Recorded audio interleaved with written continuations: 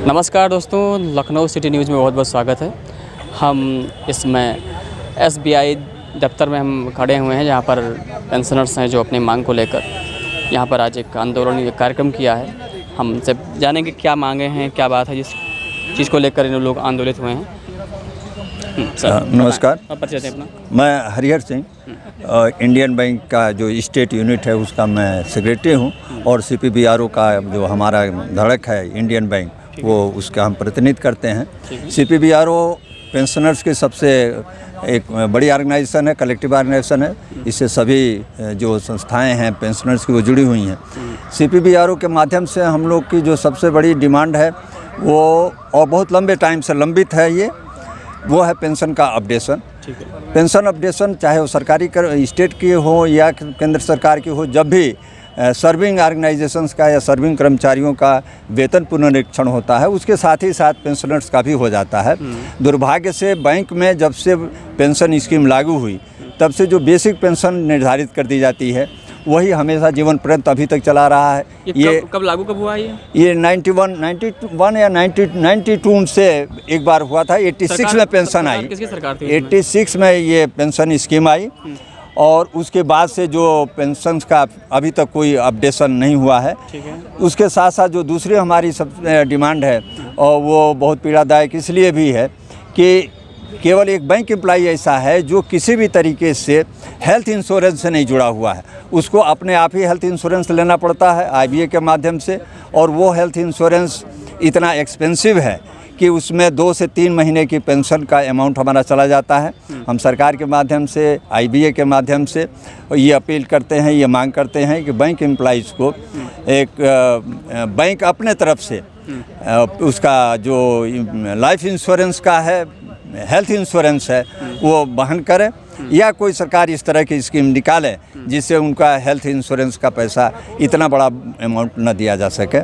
इसके साथ साथ बहुत सारे ऐसे छोटे इशूज़, बहुत सारे ऐसे इशूज़ भी हैं, और जिसमें बैंक का जो कम्यूटेशन है वो उसका एक इशू है।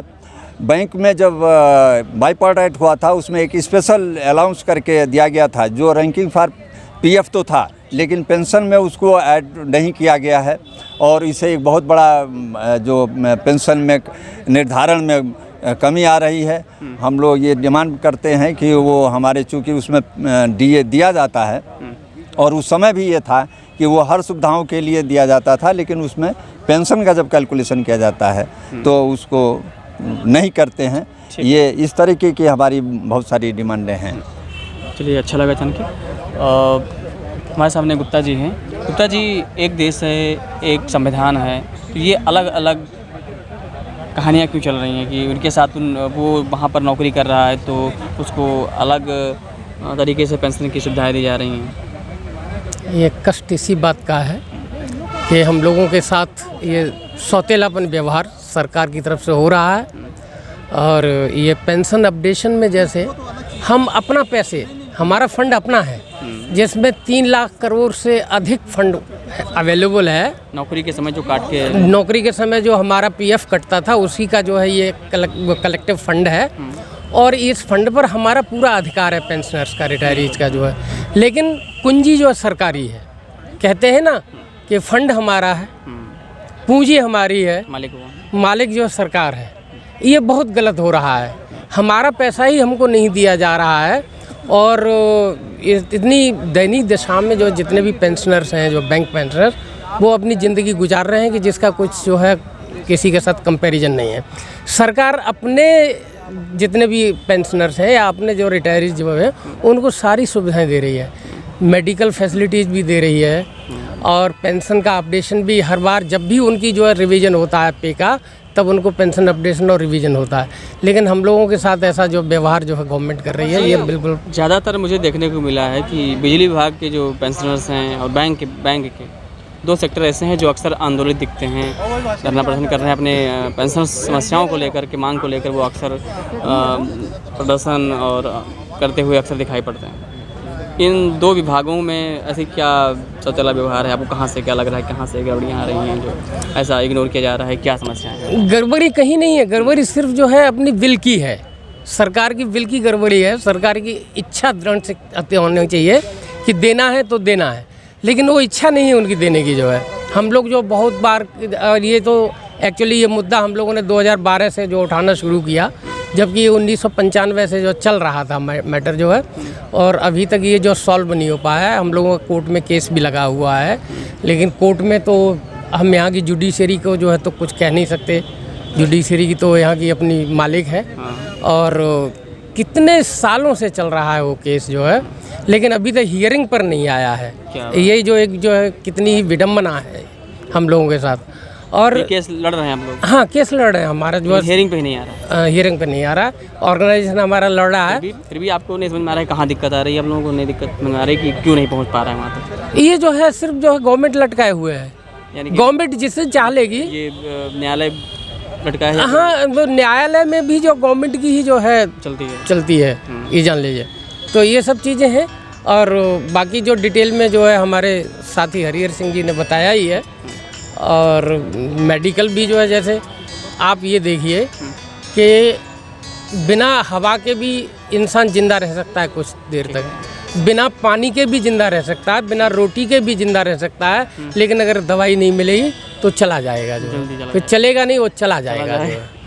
तो ये सारी चीज़ों को देखते हुए हम लोगों का, सरकार योगी मोदी की सरकार है, सरकार अक्सर कहती है कि हमारे बैंक कर्मचारियों ने जो नोटबंदी के समय जो योगदान दिया है वो बड़ा बहुत प्रशंसनीय है। बड़ी तारीफ़ करते हैं अक्सर कि नोटबंदी में जो चीज़ें हुई हैं वो हमारे बैंक कर्मचारियों ने बहुत बढ़ चढ़ के काम किया है। कई भाषणों में मोदी जी ने भी शायद कहा। तो मोदी जी तक की बात पहुंच नहीं पा रही है, आप लोग पहुंचा नहीं पा रहे हैं। आप लोग लड़ाई में कहीं कोई कमी है? मोदी जी तक बात पहुंच रही है, और हम लोग की लड़ाई में भी कोई कमी नहीं है जो है। हम लोग जो है रिटायर्ड जरूर हैं, लेकिन टायर्ड नहीं है, पर री एनर्जाइज्ड हैं जो है। अच्छा। जो बैंकों ने और गवर्नमेंट ने ड्यूरिंग सर्विस जो है खून चूसा हम लोगों का, और अब हम लोग जो है रिटायरमेंट के बाद री एनर्जाइज्ड हैं जो है, और हम लड़ेंगे। ये पेंशन अपडेशन और जितनी हमारी मांगे वो लेकर के रहेंगे। ये हमारा दृढ़ विश्वास है और दृढ़ इच्छा शक्ति है। ये हमारा संगठन जो इतना मजबूत है कि जो है ये चलेगा। आखिरी सवाल मेरा ये है कि जब से 2014 से सरकार आई है, देश की जो आर्थिक व्यवस्था है वो काफ़ी ऐसा लगता है कि उसको डिस्टर्ब किया जा रहा है। बैंक है उसको मर्ज किया जा रहा है, प्राइवेट हाथों में चीज़ें उठा के दी जा रही हैं। नोटबंदी हुई है, वो भी तमाम बहुत नुकसान हुआ देश का। 2000 की नोट लॉन्च हुई, फिर बंद हुआ, और नेट बैंकिंग सिस्टम चालू हुआ, बहुत सारी चीज़ें अच्छा भी डेवलप हुआ। लेकिन आज बेरोज़गारी की जो स्थिति है वो कई विश्व स्तर की जो मापदंड है उसके अनुसार भारत आज बहुत पीछे चीज़ों को लेकर चला जा रहा है। इस पर आप क्या कहें? ये राजनीतिक प्रश्न है। ये भी एक सामान्य नागरिक तो अपने देश की स्थिति पे तो कुछ तो बोल सकता है, कह सकता है। देश की स्थिति जो है ठीक अच्छी है, ऐसा कोई ख़राब नहीं है देश की स्थिति जो है मेरी नज़रों में। ये मेरा अपना व्यक्तिगत भी हो सकता है, लेकिन देश की स्थिति ख़राब नहीं है जो है। इकोनॉमिकल जो है अरे देखिए इतनी अच्छी, वर्ल्ड में सबसे ज़्यादा ग्रोइंग इकोनॉमी है, फास्टेस्ट ग्रोइंग इकोनॉमी है, और लार्जेस्ट इकोनॉमी है जो है। क्या बात है। ये जो है, और इसमें जो है 7.27% की जो जीडीपी जो है ग्रोथ है, ये कम नहीं होती है। जबकि किसी भी दूसरे देश की, इतने बड़े बड़े देश हैं, अमेरिका जिसकी 2.5% है, चाइना 3.2% है, ये सब इतने बड़ी इकोनॉमी जो इनकी जो है ग्रोथ इतनी है, हमारी ग्रोथ तो बहुत ज़्यादा है इनसे जो है, मोर देन डबल है जो है। चलिए, तो बहुत अच्छा लगा। सर कुछ कहेंगे, कुछ बचा हो जो हमें नहीं पूछ पा रहे हैं वो नहीं, ऐसा नहीं। जैसे अभी आपने सर से एक सवाल किया कि गवर्नमेंट के इस टाइम में बेरोज़गारी, एक्चुअली बेरोज़गारी का मतलब हमारे देश में दुर्भाग्य से केवल सरकारी नौकरी को लगा लिया जाता है। लेकिन ये सत्य है, हम नौकरी करते हुए जिस समय हम लोग नौकरी के लिए संघर्ष कर रहे थे, उस समय को हम देखते हैं, हमारे पास कोई दूसरा एवेन्यू नहीं हुआ करता था। आज हम अपने बच्चों के साथ देखते हैं, हम तीसरी पीढ़ी को देख रहे हैं एक सीनियर सिटीजन होने की वजह से, और आज उनके सामने ऑप्शंस हैं दूसरे ऑप्शंस है, प्राइवेट सेक्टर्स के ऑप्शंस है, अपना रोजगार करने का ऑप्शंस है। हम लोग के टाइम में ये ऑप्शंस नहीं थे। ये तो हुआ आपका ये इस प्रश्न का। और दूसरा, जैसे आपने कहा कि हमारी बात सरकार तक हमारी बात जा रही है, और दुर्भाग्य बात यही है, या विडंबना कह लीजिए इसको, कि हमारे जो फाइनेंस मिनिस्टर हैं वो इससे आज से 7 साल 8 साल पहले ये भरे मन से, IBA के मन से उन्होंने ये बात कही थी कि बैंकों की ये डिमांड बिल्कुल जेन्युइन है और आप इसको देखिए और एक मीटिंग करिए और तुरंत इसको सॉल्व करिए।